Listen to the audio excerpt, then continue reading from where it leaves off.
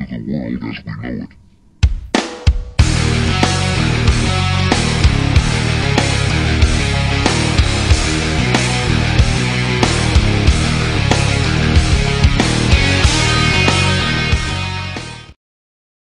Everybody, it's Talkie Man again. It's early this morning, but I'm on my way in and the sun came up, so I figured what better time than to go ahead and throw this video out there. This video was requested by one follower on Steemit, and that request was also added to by another request from another follower on Steemit. So, I guess I'm going to go ahead and do it for you guys. I really do hope that it's useful because this information right here is actually relevant to modern day current events. Today we're going to go ahead and talk about an active shooter scenario. So, some things, you know, that you should know, and some things that possibly different choices to make here.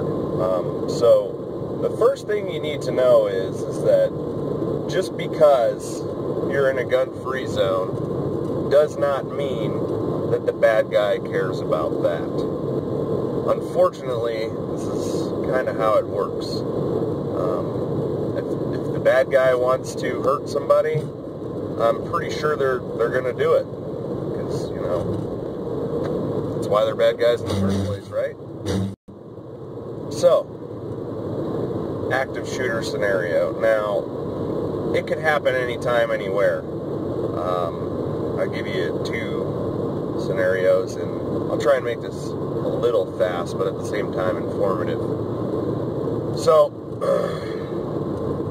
the first thing is say you're at work, or you're in an office. Say you work in an office, or, you know, even if you're a mechanic, or you work indoors in a set building where you go every day to work, just like myself. So,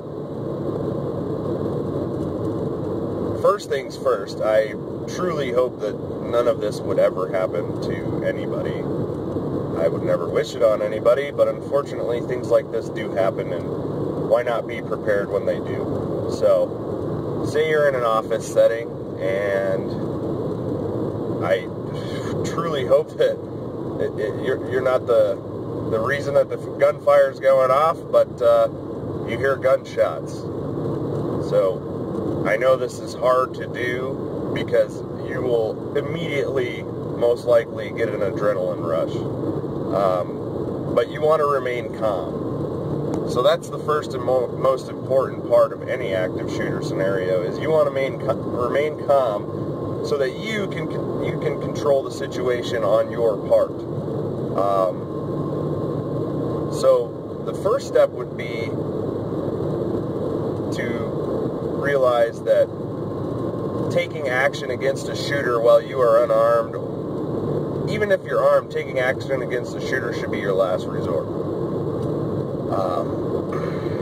So the first thing you're going to want to do is you're going to want to take note of your location within the building. So, if you say you have your own private office, good for you, by the way. You have your own private office and you are nowhere near an exit.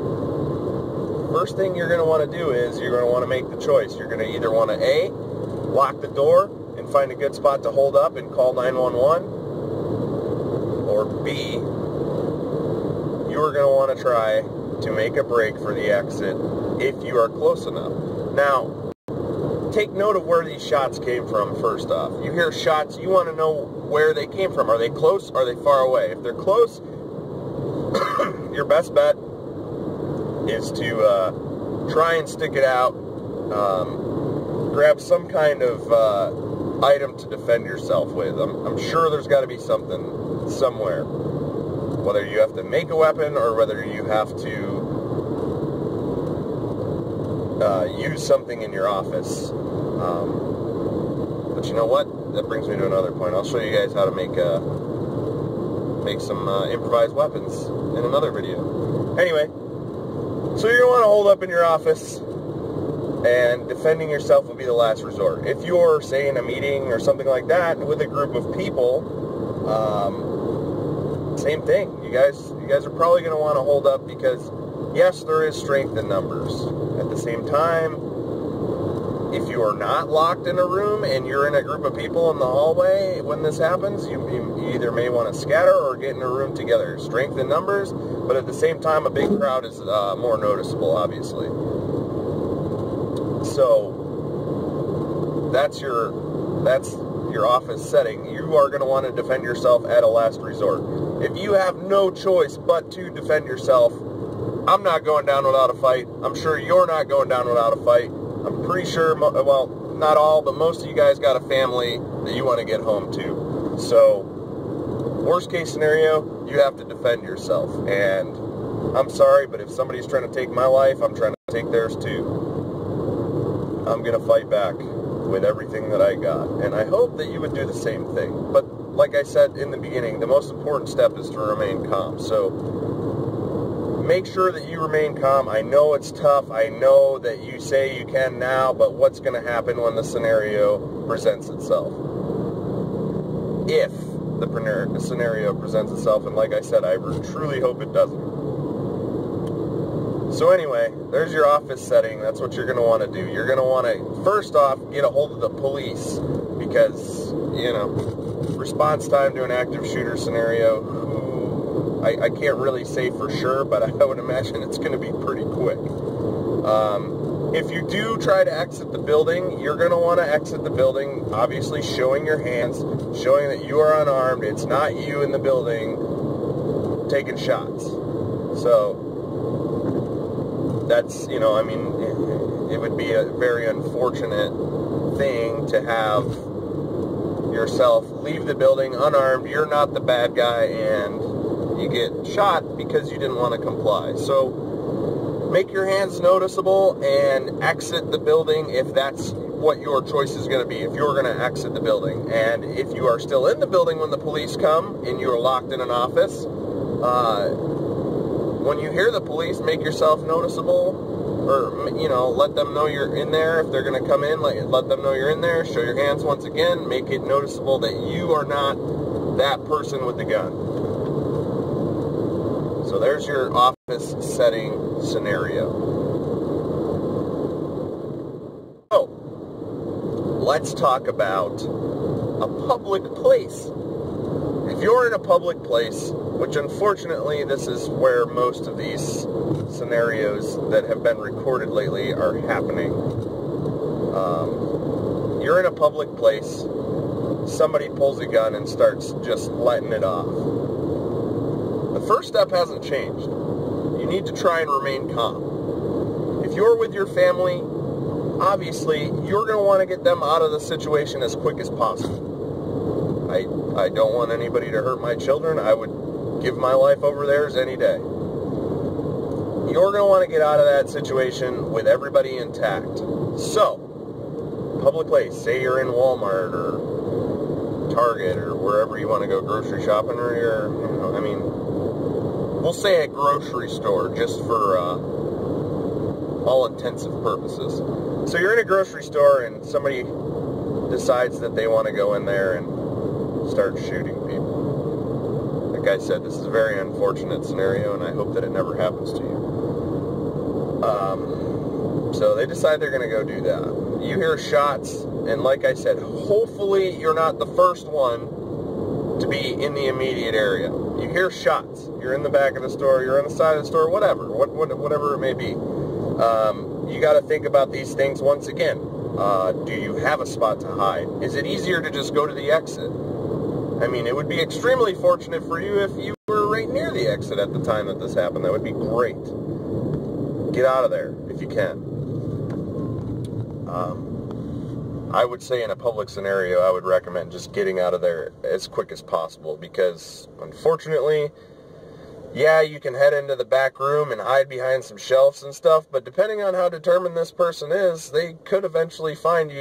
You know, I mean, I'm not saying the police won't be there before it happens, but once again, if you have a cell phone, call 911. That's where you want to be at. So you call 911, and you immediately attempt to remove yourself from the situation. Now, when I'm out in public in town, I carry a firearm. I'm not necessarily going to use that firearm unless I have to defend my family and myself. Yes, there may be other people's lives in harm, but the most important thing for me is my family, and then other people on top of it. So I'm going to get my family out of the situation, but at the same time, if it comes down to it, I'm going to defend myself and my family so that we can be removed from the situation. But obviously, the police arrive, and you're going to want to do the same thing. You're going to want to show that you're unarmed. If you are armed, put your hands in the air. You know, don't give them any reason to think that you're the bad guy, essentially. So,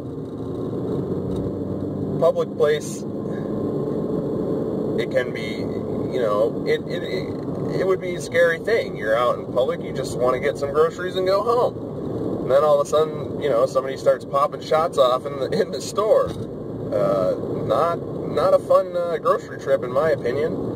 But remove yourself if it's just yourself. Remove your family and yourself. Obviously, if your family's there, you're going to want to get outside of the store as quick as possible. But at the same time, when you get outside the store, if the police are there, like I said, raise your hands, make yourself unarmed. But if the police are not there, you want to maintain your situational awareness until you completely remove yourself. So you may want to get in your vehicle. You may want to get very far away from the situation. You may want to get, say, if it's a very big parking lot, you may want to get to the back of the parking lot and wait for the police to arrive, because they may have some questions for you, and you may be able to answer them. Let them know if you were fortunate enough to see the person shooting and got out. They may want to know what the guy looks like, so when they go in there, they don't get the wrong person. So, so I guess a little example is that in a few years back in Las Vegas, a couple walked in to Walmart, and they started shooting people. And the unfortunate part is they ended up killing a couple people, wounding some people. The good part about it is that the police eventually did take down the suspects and end the situation. But like I said, the unfortunate part is that lives were lost. And, you know, this is the sad but true of everything. Is for some reason in human nature, it's part of human nature, unfortunately, to do bad things like that. I'm not saying every human on Earth is going to do bad things, because actually the majority of humans like their lives, and they don't want to go to jail. They don't want to end up dead sooner than they're supposed to be. But there is that small percentage of people that they just feel like that's what they need to do. They're having a rough time. They're, money's tight. They're just ready to say, forget about everything. So it's very sad, but these things happen. But anyway, I'm going to write an article on this on Steemit for you guys as well. And maybe in the near future I will do a demonstration video when I have more people willing to help me out with my videos. I'd say I'm still a little early right now in the filming phase, so to speak. But I hope this information was informative to you guys. If you have any questions, I may not have covered everything that you're curious about. If you have any questions, please feel free to ask me. Leave me some comments, ask me questions, or, tell me what you thought. I'm cool with everything. Subscribe to my channel, give me some likes. I appreciate the followings, I appreciate the likes, I appreciate the comments. I'm thankful for the upvotes. appreciate everything you guys have done for me so far, and I'm going to keep doing it for you if you keep doing it for me. So I'm going to get going for now, but once again, thank you guys.